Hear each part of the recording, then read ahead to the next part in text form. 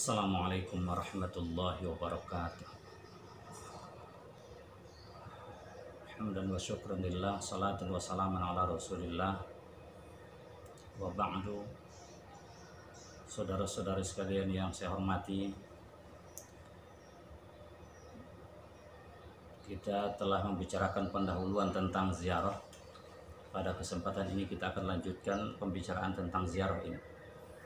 Dalam pembicaraan kita sebelumnya, kita telah membicarakan bahwa inti dari ziarah itu sebenarnya agar kita dapat menumbuhkan perasaan atau kesadaran kita bahwa kita suatu saat akan mati seperti mereka yang kita kunjungi pada saat itu. Oleh sebab itu, beberapa adab dalam berziarah ini harus kita lakukan. Yang pertama sekali, dari sekian banyak adab berziarah ini adalah menutup aurat. Baik laki-laki maupun perempuan harus menutup auratnya dengan benar.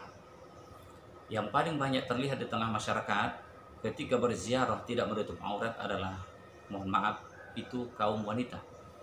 Oleh sebab itulah, melalui pengajian kita kesempatan ini, saya himbau kepada seluruh saudara-saudaraku, terutama ibu-ibu, adik-adikku para remaji maksudnya perempuan, karena laki-laki menurut biasa selalu menutup aurat dalam berziarah karena aurat mereka lebih sedikit daripada perempuan. Diharapkan supaya menutup aurat dengan benar, karena kepergianmu berziarah ke kuburan umum ini akan terlihat oleh orang banyak. Di saat auratmu terbuka, maka engkau telah berdosa dan membuat orang lain berdosa. Andaikan engkau tidak dapat menutup auratmu, lebih baik engkau tidak usah ziarah ke kubur, cuma mendoakan dari rumah saja. Karena dikhawatirkan bukan mendapat pahala berziarah, akan tetapi mendapat dosa dan juga mengakibatkan orang lain turut berdosa. Tidak sedikit dari ibu-ibu yang pergi berziarah, saya lihat selama ini, itu kadang-kadang kepalanya tidak tertutup. Ada yang kepalanya tertutup, tetapi bagian kaki mulai dari lutut atau bawah lutut sedikit sampai ke bawah tidak tertutup aurat. Ini mengundang dosa. Oleh sebab itu, diharapkan supaya bisa menutup aurat. Rasul dalam hadis Muslim mengatakan, sinfani min ahlin nar lam arahuma. Ada dua golongan manusia calon penghuni neraka, belum kulihat sekarang, kata Rasulullah. Yang pertama, qaumun lahum siyatun qaumun lahum siyatun kadnabil baqari yadribuna bihan nas. Satu kaum, saya ulangi, Rasul mengatakan dalam hadis Muslim, dua golongan manusia calon penghuni neraka belum kulihat sekarang, kata Rasulullah. Yang pertama, satu kaum yang punya cambuk seperti ekor sapi. Mereka memukul manusia dengan cambuk itu. Sebagian ahli hadis mengatakan, pensyarah hadis mengatakan bahwa maksudnya adalah pemimpin yang jahat kepada rakyatnya. Yang kedua, nisaun kasiyatun ariyatun, perempuan yang berpakaian tapi telanjang. Selanjutnya hadisnya mengatakan, menggoda, jalannya berlenggok-lenggok, rusuhunna ka'asnimatil bukhtil ma'ilah, kepala mereka seperti punuk unta yang mereng. La yajidna rihaha, la yadkhulnal jannata, mereka tidak masuk surga. Wa la yajidna rihaha, bahkan mereka tidak mencium bau surga. Padahal bau surga itu, kata Rasulullah, dapat tercium dari jarak perjalanan sekian dan sekian. Artinya,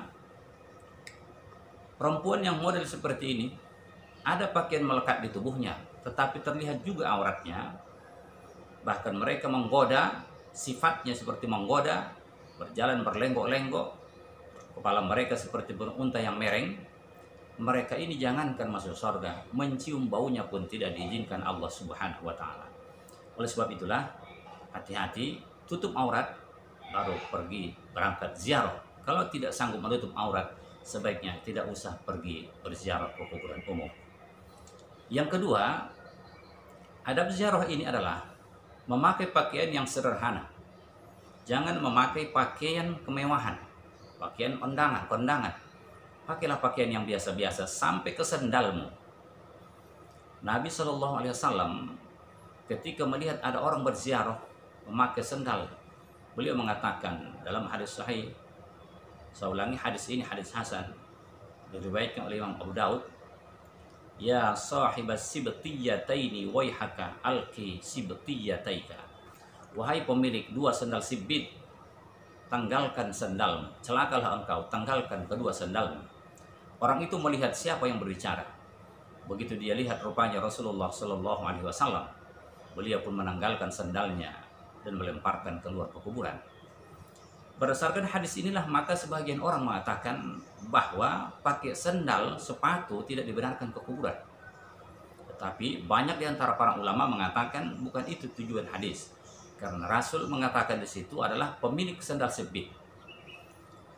Para ulama mencari apa itu sendal sebit. Rupanya sendal sebit itu salah satu sendal mewah pada saat itu dulu.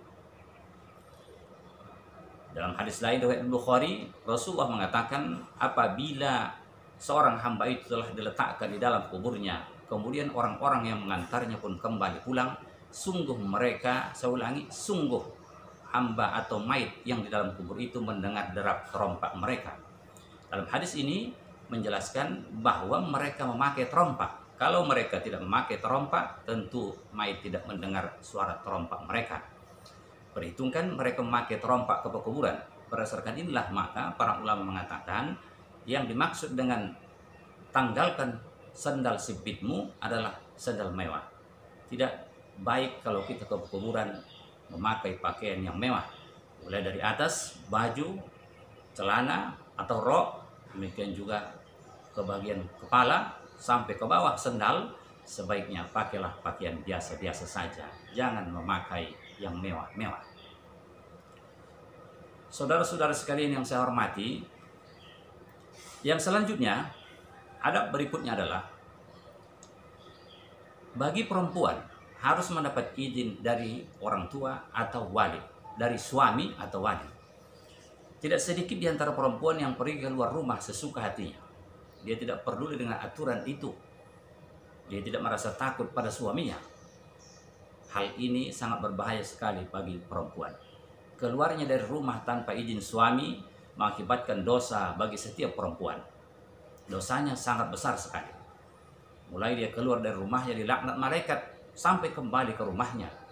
Andaikan dia mati dalam keluar itu di saat suami tidak ridho akan kepergiannya, maka dia dalam keadaan melakukan perbuatan dosa durhaka pada suaminya. Oleh sebab itu, pandai-pandailah mengambil hati suami, pergilah ziarah, ditemani suami, atau mungkin ditemani oleh orang-orang yang bisa dipercaya, yang mahram, dan pastikan kalau memang ibu-ibu atau istri benar-benar mendapat izin dari